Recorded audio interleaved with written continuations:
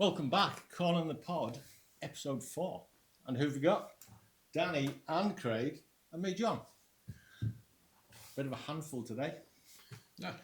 So why have we got everybody on? Because Craig has been away to ACO Worlds and he's come back to tell us all about it. And obviously we've had a few games as well. Yeah. So we're going to Craig's going to take over here whatever happens because he's got a lot to talk about. He's had an amazing trip and he's just going to take over. And we'll try and get a little word in edgewise, maybe, Craig. Yeah. Do you think? Yeah. If we let us. Well, first thing, what an amazing experience to have. To have the opportunity to go over there and play at Worlds for somebody of my level, to get the opportunity to go over there and experience that is absolutely amazing. And I can't thank the ACO enough and all the ACO staff. The staff at the ACO do an absolutely amazing job. You will never find a nicer bunch of misfits that just actually work so well together and are so happy at their job. It is a very, very well-oiled machine. Yeah, and it's not a big team that's involved. You don't actually see any of the team normally, do you? All you'll see is Frank, Finn, and Philip. You don't see the ones in the background, the Ryan LaBelle and Chuck Norris. You know, I mean, these guys are... Is he actually called Chuck Norris? No. But to me, he is. But these guys are there for like first thing in the morning till last night at night. If it starts at 8 o'clock in the morning, they're there till midnight and they never stop. They're working constantly and always doing it with the biggest smile on their face. You never hear these guys complain. They're doing it because they love doing it. I mean, I think they maybe love doing their jobs more than they love the sport of cornhole, and it is a really, really amazing, well-oiled machine the way that these guys go about doing their work. It's so impressive. So, like, for the team that Frank's built around him, I don't think he could have built a better team around him for doing what he does. I mean, it is some self. Like, how many boards are in that place? There was 76 courts in the main hall, and then I'm not sure, I didn't actually count them in the tailgaters. There might have been another 40 courts through in the tailgaters. That's a lot of courts. Yeah. Plus the main court and court 2 as well. It's when I went in there on Monday morning, it was really impressive, and I'm glad that I went in at the time I did on Monday morning because there was only a few people in the hall, and for to see it all set up, it was just beautiful, man. It really was. It was an awesome sight to see as empty. As awesome as it is when it's full, just looking at all the flags, seeing all the boards, it was just an amazing sight to see. Definitely something that every UK player must experience going to one of the big American events, irrespective of whether it be ACO Worlds or one of their other super majors or an ACL event or whatever banner it is above the door, just to go over there and experience the scale of the events. It really has a big impact. It certainly had a big impact on me. Before we get in talking on to my matches and the blind draws and things like that I've done at the Worlds, I'd like to talk about the Corn on the Pod exhibition match that was played. I paired up with Craig Irvin and played against Chad and Kim Jackson. This was done on the Tuesday, just after we went out and had lunch with Kim and Chad, came back in, they were very enthusiastic to play it, suggested we do it straight away. I went and spoke to Craig Irvin and he couldn't have been more enthusiastic and accommodating for to come and play with me. And that was like the theme of the week. Everybody, whenever you asked anybody anything, they were happy to get involved, they were happy to do things for you. It was like really fun and welcoming environment. And I really enjoyed the game that we played, to the extent that in a way I wished I was sitting watching it. The youth did have the benefit of sitting watching it, whereas I was feeling intense, partnered with Craig Irvin, and it was like I felt out my comfort zone. But then they made me feel so comfortable that I felt that I played quite good. What do you think? I think you played excellent, to be honest. It's like when you're watching it, you think, Christ, and you think he could win this. He's going to win this. I mean, you had Craig as partner, to Craig, but against Chad and Kim, that was good. It was the encouragement I got off it, the confidence that come out of playing a game like that at the start of the week was fantastic. And it's better that thing starts at the start of the week rather than the end of the week. Yeah. The start, you're not wanting a confidence book at the end when you're ready to come home. But the game finished 21-20. It was a very close game and great fun to play. And one of the biggest confidence boosts for me about that was hearing Craig Irvin say to Chad on the other side, he's a good player, isn't he? He's throwing well. And it's like, it's like puff the chest out moment. That was good. Craig Irvin, ex-king. Well, is he ex? I say ex-king of Cornwall. Yeah. Is he just? Is he just a king? He's just a king of Cornwall, isn't he? Yeah, I suppose so. He He's was not just that- he's not- at the time he was still King of Cornwall. At Yeah. the time he played. Yeah, but he's still classed as king. Yeah, He's still yeah, classed as yeah. king. He's just not the He's current awesome. king. Yeah, yeah. But Exactly. like he'll always be classed Yeah, as. yeah. It's like the English heritage, really, isn't it? You know, King Henry VIII, King Henry VII. You know, it's just the same, really. So, but yeah, no, it was a great match, and so Kim and Chad are the proud owners of this now. Yeah, we need to get this. So sent this, out to yeah, them. this in the next couple of days, this is going to get sent over to Chad and Kim, and but there isn't just one of these. There's quite a few of these. So if you guys out there think you can challenge either me and Craig, me and Danny, Craig and Danny, whoever's at the tournament at the time, we'll decide who it is. If you fancy taking us on in a doubles match at the next UKCL tournament, comment below, put your doubles team down there, and then what we'll do, if there's a few in there, we'll draw them out of the hat, and then at the next tournament, we'll give you the chance to win one of these trophies. That'd be really cool, really cool. So Can Greg, I just add to that as well that there's going to be one of these trophies now in US soil as well once it gets to Kim and Chad. Yeah. Kim and Chad's. Now, they have like 5 super majors a year as well as all the other majors. Yeah. We should try and arrange a challenger for Kim and Chad at the super major, and still in each of the super majors 5 times a year this is getting played for over in America. And it then. gets passed That's about. something that we should look into. Yeah, we'll look into that. Getting that done Yeah, as yeah. well, because if there's got to be one on American soil, we're not expecting It's come back them every to time. send it back, you know. But if they could do something and then record the game for it, send it back to us, that type of thing, that would be an amazing thing for them. Definitely, there'll be one over here and there'll be one over there. Definitely, like a challenge, like a Well, big challenge. we're going to give these away over here. We'll have a lot. Yeah. But yes, I like that. Yeah. Yeah, Good that would be idea. a good thing. I mean, I could probably speak to people that I've met over there to get a team to play against. Yeah, yep. Let's do that. Chad and Kim. So it's all people that we know then. It's not strangers that's going to be doing it. So then, really, getting on to the blind draws that I played in. Now, you were following them. And the first blind draw that happened on Monday at lunchtime. And it was like winning the lottery when I saw who my partner was. Sebastian Barger.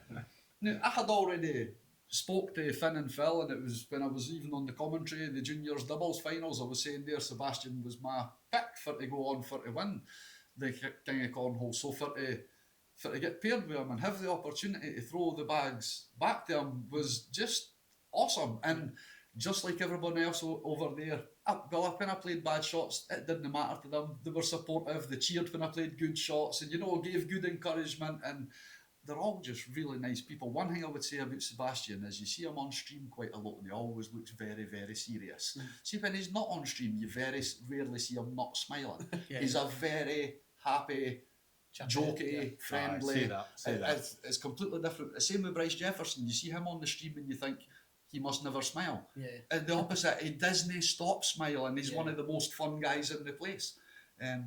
But yeah, so on the blind draw, the first game that we had, I was very nervous just because it was the first game in a competitive event in America with my partner being Sebastian Barger. It was like I was. No pressure. It was. I've never felt kind of pressure like that before. But then when we started getting into it, and I'm getting encouraged of him, we were using Sebastian's bags, and he does use quite a slow bag, as you've seen on the stream. He throws very hard and a low flight on his bag, lots of rotation on his bag. But when I was throwing his bag on the slow side, it was just hitting. It was because the trajectory is a little bit higher. Yeah, just a different throwing style, and as soon as I hit the board, it just stopped. So I was having to throw on the fast side. But I think we've done okay. We came 9th in that blind draw. Which was good, really, with the competitors right there, to be fair. Yeah, that was 33 teams. Yeah, that's what I meant. Yeah, So the team amount. We won 2 and lost 2. On the first game, I had a 6.6 PPR. As I say, it was a nervous game, but the guy I was thrown against had a 5.8, so I still took 11 points in that game. Sebastian had a 9.6 PPR. His opponent, Michael Koch, had an 8 PPR. So he won 10 points in that game. So although my PPRs and things like that wasn't up there, the way that it worked out, I pulled my weight. I got half the points. Against your opponent. I was, and it's like, you feel part of the team rather than just getting dragged along. Even though the PPR was off, I still felt as if I've contributed. The second game with Sebastian, we played against Bryce Jefferson and Caleb Beltran. Now Sebastian had a 10 PPR in that game. I had a Bryce Jefferson, had a 5.4 PPR in that game. Went for a lot of air mails, and I don't think I hit any of them. Yeah, he's normally a better player than that, without a doubt. And then I had a 9 PPR against Caleb Beltran's 11 PPR, and I didn't score any points with that 9 PPR. He got 8 points with his 11 PPR against me. The rest of it was done. So you kept it Sebastian tight, did drag me on that. It could have been worse. Yeah. That against an 11 PPR, I could have done a lot worse than only lose 11 points. Oh, yeah. Definitely. But you definitely kept it tighter though. You know, the difference between your doubles game there and obviously Sebastian's, obviously a wider margin. Yeah. That's obviously why he won the game. So the next game we got beat 21-6. I only had a 6.83 PPR against Ace Rogers' 9 PPR. Sebastian was a 7.2 PPR against a 7.8. So although the positive to take for that one for me is I always try and look at a positive for things. It's like, okay, we got beat 21-6, but I'm playing with Sebastian Barger and I got 4 of those 6 points. You know, it's like that's something to take positives and confidence from. And then it was the same in the last game. Although we got beat in the last game, Sebastian had a 9.8 against a 9.2, and unfortunately I had a 5.8. I just couldn't get anything going against that guy. But I mean, he had a high PPR as well. But we played 4, lost 2, won 2. And on balance, I contributed something. You got wins in America, you know, for that's the first time. So yeah, just being able to I was following it shot by shot, and I'm thinking, round by round. And I think, he's got a forward. I'm sure one of them you got 2 forwards anyway. I think he's holding his own. Yeah, I was delighted. Yeah. And same with the second blind draw that I played in, which was on Monday evening, and I was partnered with Cody May, that's from the Elite Bag Company. Really nice guy and really fun. It was one of these things, there was no pressure to do anything as long as we had fun. And the first game that we played in, this is probably one of my highlights. The event as far as playing's concerned. First game I had to throw against Russell Tabers, who's like been a pro for something like 9 years in a row. You know, I mean, he's a very, very good player. We all see him on YouTube all the time, getting to the thick end of tournaments and then the co-eds with Martina Belt. And, you know, he's a very good player. And in that game, I scored 9 points against him. We got beat 21-15. But for those, I scored 9 points against Russell Tabers, he got 10 points against me. I had an 8.1 PPR, he had an 8.2 PPR. So it was like to come out of that game, even though we got beat, but to feel as if I was managed to stand up competitively. Singles. Even with Russell Tabers with an 8.2 PPR, that's maybe an off day for him. But I'm not caring. I don't care about that. It's like the fact that I got 9 points, and nerves didn't get the better of me in that game. After the first game, the first session with Sebastian that I had, I was going into this with big confidence. You know, it was starting to build up. We got beat in the second game that we played in, 21-13. And in that one, I was playing against Sean Priest, who's actually a very good player as well. He's part of the ACO team that helps with the setup and the breakdown and things like that. He had a 9.57 PPR. I had an 8 PPR in that game, which I was happy with the way that I had thrown. And on the other end, Cody May had an 8 PPR as well. You know, it was like we were a perfect team matched up together as far as the PPRs and things was concerned, and like how we were doing it. It's just unfortunate we come like 2 better teams and went 0 for 2. But that's okay. I don't mind that. So did you follow both of those blind draws? I followed every game you played pretty much. Because when you come up, first thing I do is I'll go and check out the other player, your opponent, see what their PPR is, and think, well, he's got a chance, you know, and I'd weigh it up. And then I'd follow them round by round. But, after that, it was a blind draw quads. And in the blind draw quads, it was me, Bryce Jefferson, Kerry Brinkley, who owns Victory Road Bags, and Jet Dillon, who's one of the juniors, and he's like 6'3" or something, and he told me he's only 14. It's like, geez, fantastic player. He's a really good player. So the quads was fun.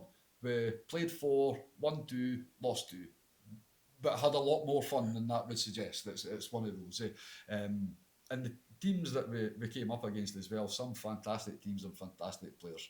I was unfortunate to come across that Lonnie Campos a few times, and you saw the results for the weekend. They won like blind draws, quad, blind draws, juniors, all the junior doubles. If there was anything that could be won, he was there for to win it. Yeah, he played well. So yeah, and he looks pretty suave, that guy as well. Actually, he was great throwing technique, and obviously won the juniors, and so he's very good player. Very good throwing technique. It was a good game to watch. The junior doubles final. They got me on the commentary for that one, and I said it on the commentary. It looks so like elegant watching the bag flights, and you know, everything just being exactly the same. It's so smooth. They're not like jerking their arms all over the place like us. You know, everything's just dialed in. Yeah. It really is. It's amazing to see all that for those players. So the next blind draw that we played in, I was actually partnered with Sean Priest. That was the big blind draw. We didn't do great in that one. We won 1, lost 2, but it was the same again. Like, we had a lot of fun in it. PPRs weren't great. I think I was round about the sort of the mid-7s, the 8s for that. But it was a fun thing, although that was like the big blind draw, and I actually felt a wee bit more pressure in that because there's sort of more on the line as such. And I didn't want to let Sean down in that. The other ones, it didn't matter. I was just there for fun, but that one I felt like I didn't want to let. And I think it's because I had been competitive in the other blind draws that I played, you know, and it's like I started putting an expectation on myself. Yeah, I suppose. I mean, like, how long have you been in the game now? Like 2 years now, is it? Just over 2 years? Or? For me? Yeah. No, it's 20 months. Oh, 20 months. So, I mean, 20 months, and I mean, you know, you wouldn't have probably thought that you would be in America. Obviously, you won your spot to America, and you wouldn't have even thought you'd been to America. But wow, like I said, getting them first wins in America as well in the blind draw, I bet you felt $1 million anyway. To be honest, you know, it's but yeah, well done, mate. It looks like you had a great first couple of days there without that. But do you know, going into that blind draw, how were your nerves when you as soon as you read who you were playing with?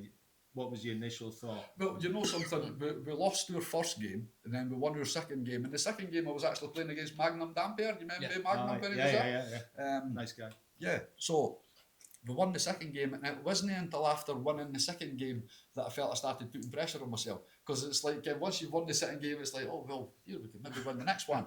Whereas before that, I was going in with no pressure, no expectations, no ideas of doing anything at all. It was just going into play to have fun. That was the only objective, was to enjoy it. But then, the further you get, other thoughts starts of course coming into it. And you're all right normally, but we talked about this on the last podcast, fatigue and mental fatigue as well. Did you feel that over there as well with the heat as well? Yeah. Very much. Like, by the time lunchtime came, I was having to go for a lie down in my room to cool down. I mean, we couldn't go outside for fresh air. It was like on the lowest day, it was 36 degrees. Jeez, wow. Like, it was 105 on Friday outside, so what's that, like 40 or something, 41? Yeah. And it's like, I constantly felt like I needed to try and get some fresh air, and there was nowhere for it to go and feel like I could do that because the air outside's bubbling my lungs, you know. And I was like going back to the hotel, cranking the air conditioning right down and just chilling out in there. That was like the only way to cool down. Especially when the hall was, see, on the days of the doubles and in the singles, when there's like 400-500 people in the hall. And it's you feel the humidity building up and things like that, then it was really difficult to deal with. Yeah. It does need to be a kind of a constant air conditioned room, that, doesn't it, really? And sometimes you just can't regulate that humidity, really. No, I mean, on the days when it was really busy and it was getting up like that, if they had changed the air conditioning so it was lower or whatever, it would have been blown too much, and some people that were sitting near some of the vents would have been freezing cold. Yeah. So it's a fine balance, but the thing for me to do was just like escape for like sort of 30 minutes or something, go and lie under the air conditioning vent in my room and hope that I could cool down a bit. It actually worked out badly for me one day because I fell asleep and I was out for over 3 hours. Just and I missed playing because I fell asleep. I woke up and it's like, no. I looked at my phone, panic. Nothing to do with the beers the night before Yeah. Which was good too. I mean, they had that deal with the Real American Beer where it was we were getting 2 for $6.50. It was supposed to be 1 for $6.50, and Hulk Hogan died, and we got 2 for $6.50. Oh jeez, thank you, Hulk Hogan. So yeah, they had to restock a few times, I think, because like everything that they had brought in to do the full week, I think, ran out on the Tuesday night. So yeah, there was lots of that happening.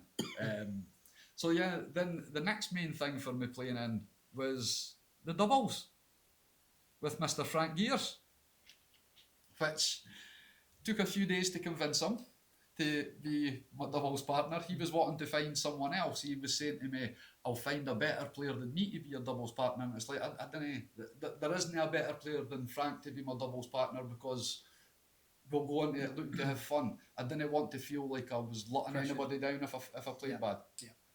That was, and I knew Frank wouldn't feel as if I had let him down because we were just there to have fun. So that was one of the main reasons I wanted to have Frank there. And we really did have fun. It was absolutely fantastic to be thrown the bags back to him. And Frank can play. He can play. He can play. He's a good player. Yeah, I get the impression with Frank that I think he'll play to the level of the person that he's partnered with. You know, I think he's that good that he could just choose to play to the level with the person that he's partnered with. Yeah, definitely. And if I had done better, I think he would have done better as well. Yeah. You know, it's one of those types of things. But Definitely. we went into the pool play, we lost one, we won one, we lost one. It was that type of thing. And then we ended up in the tiers. One of the games that we lost in the pool play, we got beat 21-2, and I had a 9.14 PPR. Jeez, wow. Very good. The guy I was thrown against was, I think it was Barry Hempy and Tiffany Sparks we were playing against. And Barry Hempy had a 10.48 PPR, I think. There's not much that I could do about that at all. So we ended up in the tiers. Now, playing the pool play was great fun. Absolutely fantastic. We went into the tiers and Frank told me that we were third seed in our bracket. And then I started thinking about it, and I started thinking, oh, there's a chance then. There's a chance that if we get through the bracket, because even for tier 5, if you win the bracket, you could play your way back into the main. So the winner of all the tiers. So then I started thinking about all this. And the first game, I didn't play as good as what I had in the pool play, but we still come through and got the win. And then the second game, I felt like it was a game that we should win. But at the same time, I kept on thinking it's a single elimination. You know, for a bracket with 30 teams in it, it's no many games then for to get down for that final bracket. So we're on the third game, and I'm thinking, right, this is just a couple of games to go, and we're in the main. And I started putting pressure on myself. And honestly, the board on the other side, it looked like it was just getting smaller and smaller and further away. And it was just, I was so tense and wooden. I was stiff when I was trying to show. It was like I just totally forgot how to play cornhole just by getting inside my own head. No one else doing that. No other pressure from outside. Just in between your ears. In between your ears, yeah. And so that's something that I do need to learn to deal with a bit better. Although I'm hoping that experience is one of those things that is that will help, because I've experienced that now. So the next time it shouldn't be as bad for the experience. Definitely not. Yeah, it's like when I was saying to you that I hope to come back feeling like I could be a better player. I'm not expecting to come back and be throwing bags better instantly, but just the all-round thing to make a better package for me, that over time I'll deal with certain situations better, I'll be more relaxed in certain situations, and you know, just maybe have a little bit more composure, be feeling less pressure. The mental side of it rather than the gameplay. Yeah. It's like I felt like 10 times more pressure in the tier play in doubles than what I did when we were in the doubles final in the UK. That was a higher pressure situation for me than that. So as I say, these things hopefully can improve composure, and through these things will eventually help me put the bags in the hole better. Well, like I said, every day is a learning day. You spent a week over there, so there's, to learn 5, 6, 7 days is over in America is definitely different to learn over here. Well, in the space of a week, I experienced a year and a half worth of cornhole over here. More or less, yeah. It's you can say it like that, yeah. I mean, did you actually count how many games you played? 21. Played quite a few. I thought it was more than that. It looked like You just seemed to be playing every day. It's like, and I could have played more, because on the Saturday I could have played the Shields Tulsa toss. But then it was the end of the week, I was getting a bit tired, and it's like, I just want to enjoy being here. Yeah. And I thought if I went into that, then I could affect more. And it was the last day, and I just wanted to enjoy being there. Yeah, definitely. So I chose not to play the Tulsa toss. So that would lead on to singles, which I didn't play the pool playing singles, which was my fault. I could have played the pool playing singles, and I really should have played the pool playing singles. But that was the day I fell asleep. Ah, okay. Now, luckily, I hadn't actually been entered into the single pool play. Because of pro. Because Chuck Norris thought Ryan LaBelle had put me in. Ryan LaBelle had thought Chuck Norris had put me in. And it was neither. And there was confusion around that. And what it was that Chuck Norris had put me in for was for the Pro Series, to play the frame game for the Pro Series, which I did badly and scored 109, by the way. So yeah, it was kind of overlooked, and partly my fault as well, because I should have went to them and says my name's not on this list, which is what I was going to do after I had been in the room for half an hour to cool down. But then I slept for 3 hours. Did you not get the roll call, or did? No, because I wasn't in. Yeah, and you fell asleep. But I wasn't entered in school. That's why you didn't get the roll call. Yeah, because one thought the other done it, and they thought the other had done it. Where it was so Ryan LaBelle had thought Chuck Norris had put me in for that, whereas it was the Pro Series that Chuck Norris had put me into. So there was no reason. But when I had seen my name wasn't on the list there, I would have went to them like, if I had just went back for the sort of 30 minutes, an hour, like what I was intending to do, I would have been back at the hall 2 hours before it started, and it would have all been sorted out. But just kind of, I woke up, looked at my phone, saw the time, checked score Holio, and the first games was getting populated on the courts, and it's like, well, you can't be added in at that stage, because to add anybody in at that stage, there's got to be a redraw for everyone then. So when I went and spoke to them, it was like, right, we'll just put you into the main. So, I mean, that was good for to get into the main. But it did mean less cornhole for me to play. Yeah, that's the only thing. I think I could have got. I maybe could have done something in tier 5 of the singles. Yeah. You never know. Well, you never know. I mean, there's that many tiers down there. There's no reason why you're not at that kind of. Well, you definitely would have been around that level, if not a bit higher, to be honest. Yeah. No, so pleasure. The singles matches, first one was against Hunter McCulloch, and he's a very good player. I mean, he got to the doubles final with Sebastian, who was Sebastian's teammate, got to the doubles final. Now, it probably doesn't look good. I got beat 21-2 and hammered 6 rounds because I threw a 3 in the first round. Same again, nervous, bored, looking miles away, wooden arm, all those things. So I threw a 3 in the first round, he threw a 12. But I did get 2 points in the game. Now, it might not seem much to get 2 points in the game, but I got 100% of the points that was available for me to get. Yeah. He had an 11.61 PPR, he missed 1 bag, and on the 1 bag that he missed, I got a 4 bagger to get 2 points. So, the only points that was available to me, I got. So I was, still something positive to come away for that. Then the next game was a guy, Danny Allen, and I did a little bit better. But it was one of these things again. I think he had about a 9.8 PPR. And even me on my best game, I'm going to lose badly against somebody with a 9.8 PPR because I'm just not at that level. So I think that game went for 10 or 11 rounds or something, which I got a few washes. I picked up 2 points again. I only got 4 points between the 2 games, but I still had lots of positives to take. Of course. I had no expectation to do anything. So did well, definitely. It was. I was buzzing after it. I was delighted after it. Well, you certainly made a lot more friends over there, didn't you? That was a given. You're always going to do in a community like that here as well. So yeah, well done. Yeah, all very friendly people. And I had a lot of people when I was doing FaceTime calls with Byron were coming on, like Isaac and Caleb and Bryce Jefferson and Gavin Kirk and things like that. They were all on calls with Byron. He loved that as well. He was a bit starstruck at times, I think. Who was the seniors winner? So the seniors winner, Scott Swenson. Scott Swenson. He was was kind of very emotional about it. Win, So happy to see Yeah. him win. He was. I spoke to him quite a few times, and he was just a very nice, down to earth guy. But to see the emotion in him when he got the win was fantastic Yeah, to see. And even the guy that he beat, to see the emotion in him towards how happy he is to get beat from Scott Svensson as such, because I think they're maybe doubles partners or something as well. I heard someone say. So, but it's one of these things about cornhole. It's like so friendly competition that even when someone beats you, you're still happy for them to have beat you. Like I said last week, I've done that quite a few times in finals. I'm still happy for the winner, really, which is crazy. And that's just because you're happy for them, and you're always you're looking to win, of course. But I mean, if you lose, it's not real. This is my opinion, anyway. It's just another spur on to get to that spot, you know. Yeah.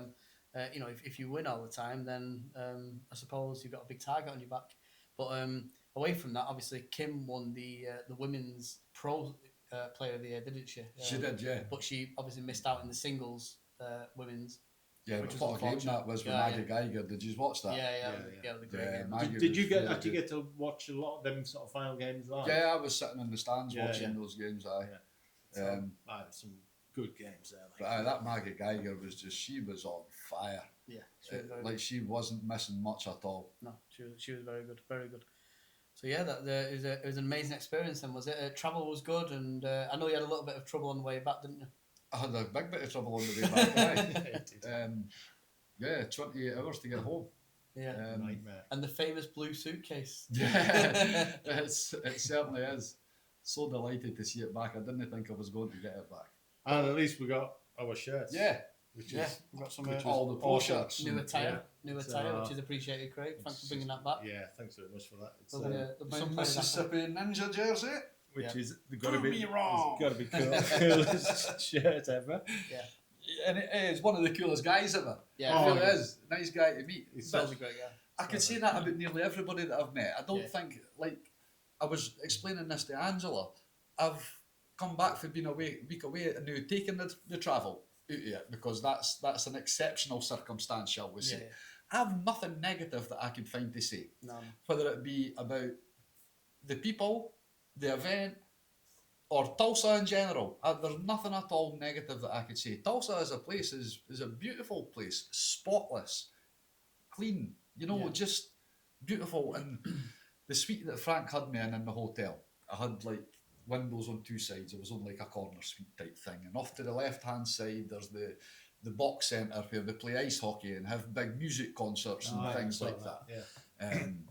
And then the front is downtown. I'm looking out on all of downtown. And I was getting up at 5 o'clock, 5:30 every morning, opening all the curtains and just sitting there and watching the sunrise coming up through the buildings and things. It was what an experience just to be there and see that. And the Block Tower is designed by the same guy that did the World Trade Centers. Okay. So the Block Tower in Tulsa is the second highest building in Oklahoma, but it's actually a half-scale building of World Trade Center 1. Yeah, I've seen that on there. Kim was saying something about that as well. There's a building in Oklahoma City that's actually a few metres taller than it, but it's got 50 floors, whereas that's got 52 floors on what's slightly smaller building. Yeah.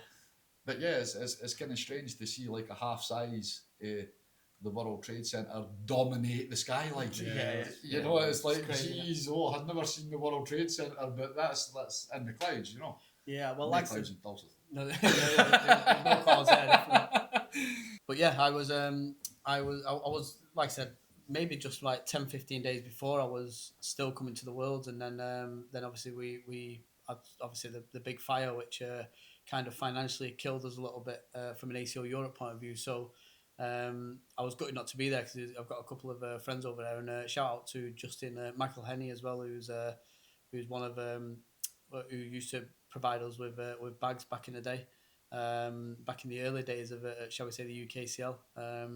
So yeah, I was unfortunately not to meet him, but yeah, it looked like an absolute blast, and there's no doubt. Me personally, I'm going. I think John, you're going over next year potentially. Well, now Craig's come back and told us all about it. It's gotta go. I think he's have to. Yeah. But then I think everyone that's serious about playing the game in the UK should do that. It should be a bucket list item for everyone that's serious about playing the game, wanting to improve themselves as a player and as a person. Yeah. It's the type of sport that gives those opportunities. And everybody, if they can, should take up those opportunities. Yeah. Worldwide friends as well, getting a Yeah. lot more worldwide friends. I mean, the thing is, in this country, it's a friendly game, and we've all made new friends from playing, but over there's so many people playing. You can see it's more like a big family thing because everybody seems to know each other. Yeah, you know, it's like, but it's on a big scale. Yeah, it looks crazy. I've never known any top level competition to be as friendly an environment as that. Yeah,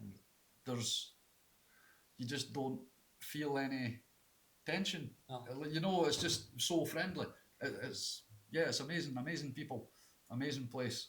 I'd highly recommend to everybody. Everybody needs to take that opportunity to go to one of the big American events. Yeah, well done to all the winners at ACO Worlds, and also well done to the team. Like you said, the team's great who set it all up, and here's to next season. Here's to season 21 of the ACO Worlds, really. One of the points that I would like to try and make when speaking to people over there, and maybe this is more reflective of the state of cornhole in the UK as well. I kept getting asked the question, how long have you been playing cornhole? And over there, it's not a question that can be answered easily. So whenever somebody was asking me that, my response was, well, can I ask you a question first? How much cornhole is available for you to play in a month, right? And for most people, they could be out playing competitively 3 nights a week, 4 nights a week sometimes. So that was my 10th event I've played for 20 months. That was my 10th event that I've ever attended. These people could do that in 3.5 weeks in the local area without having to drive any more than an hour. Yeah. Some of them maybe 2 hours, but they could still go and play 10, 12 tournaments a month. Yeah. Essentially, it's took me 20 months to get 3 weeks experience. Yeah.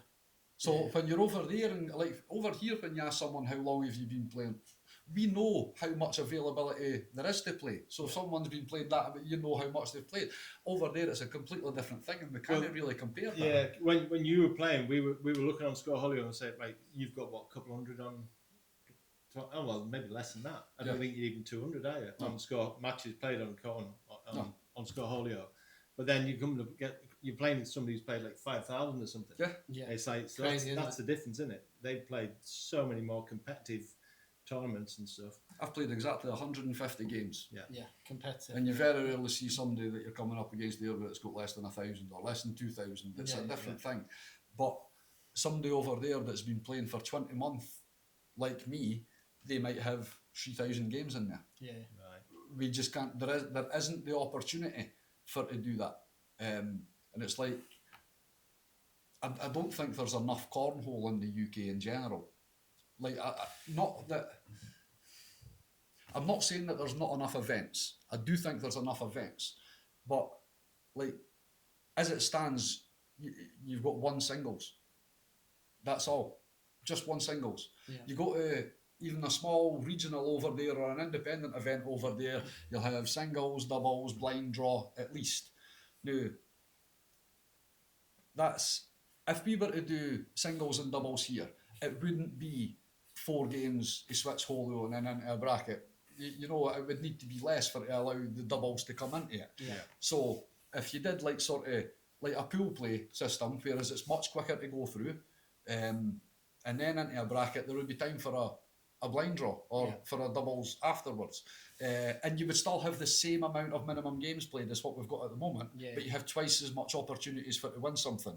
If you've got twice as much opportunities to win something, it's twice as much people that's going back to their own club with a trophy. It's twice as much people that's had their picture taken for promotion on social media, and just to give UK cornhole better optics, to show there's more winners, there's more, we're doing this, and it could encourage other people from the clubs that's not attending events to go to the events when they see there's someone on the same level as them that's came home with a trophy that they had got in a blind draw because they had got dragged to it by a Daniel Lilly or something. Yeah. You know what I mean? Because there's middle of the road players that's just not going to win in the singles, but they could get dragged along if they get picked on a blind draw. And I think it would increase engagement with the sport for having more of these things Yeah.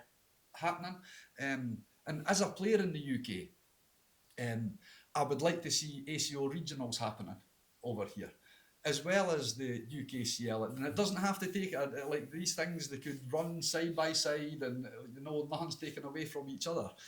But as a player, I don't care what banner's above the door. I would like more opportunities to play cornhole.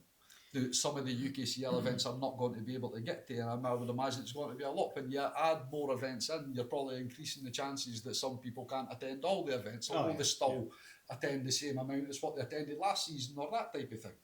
So yeah, mentioning that, Craig, there is news coming out very soon from the ACO and ACO Europe that first of all, the major is going to be happening at the bank holiday of May, and that is going to be a Friday night, Saturday and Sunday event. So the Friday night is looking to be the blind draw, and then the Saturday is going to be the UKCL singles, and then after that ACO doubles, and then on the Sunday it would be juniors, women's and seniors, and then ACO singles.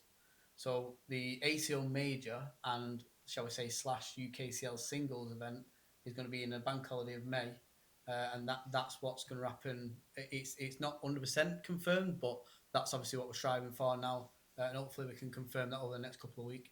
So that's a major one. And then you mentioned regionals there.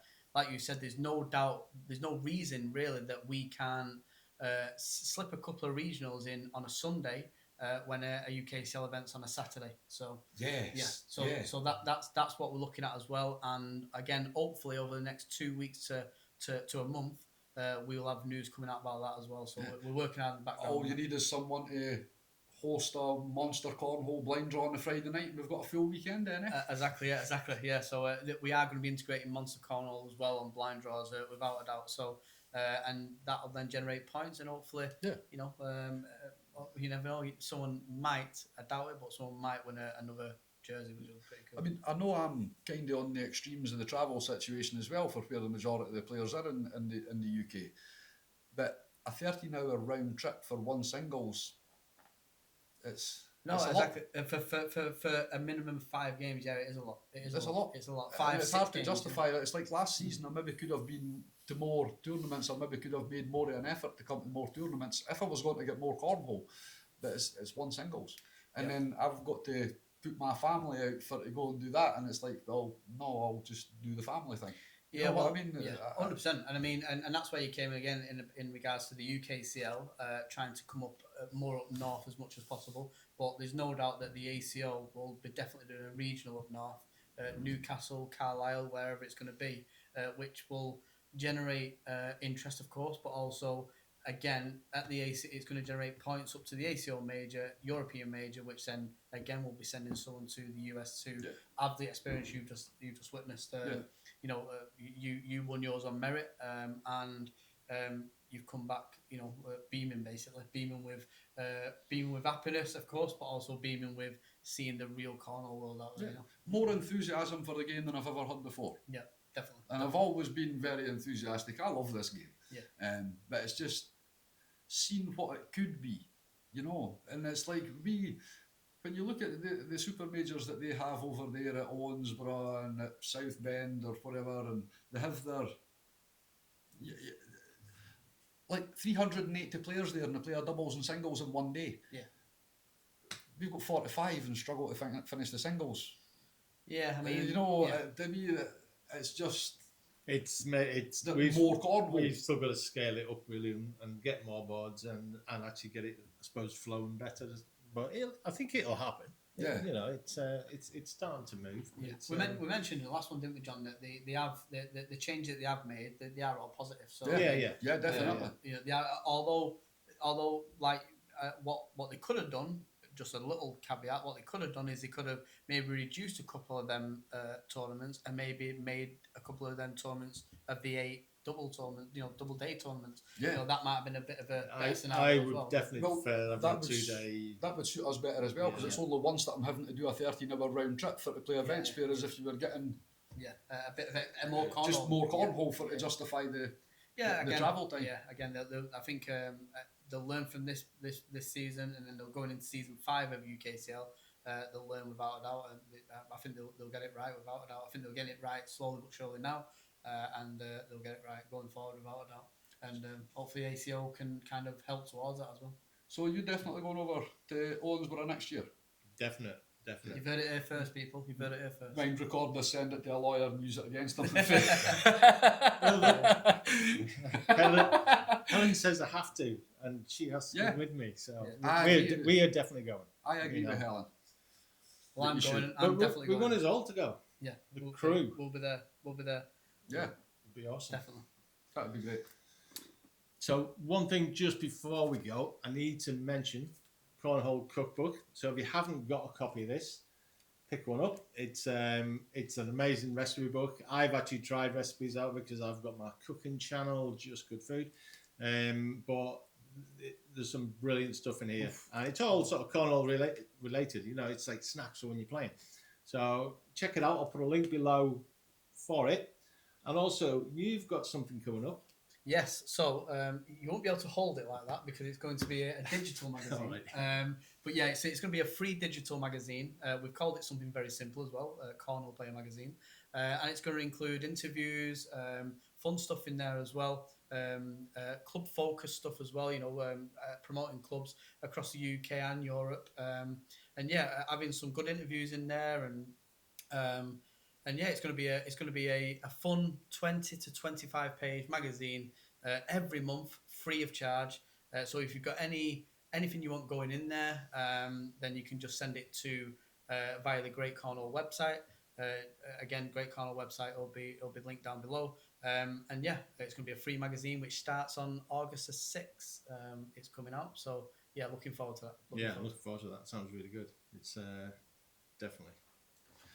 Right, have we anything else to say, Craig? No, I think I'm happy. I think It's, I've gave a recap of it all. You have, mate. Yeah, you have. It sounded an amazing experience. Yeah, anyway, mate. we're definitely going next year and coming or whatever. One of the two.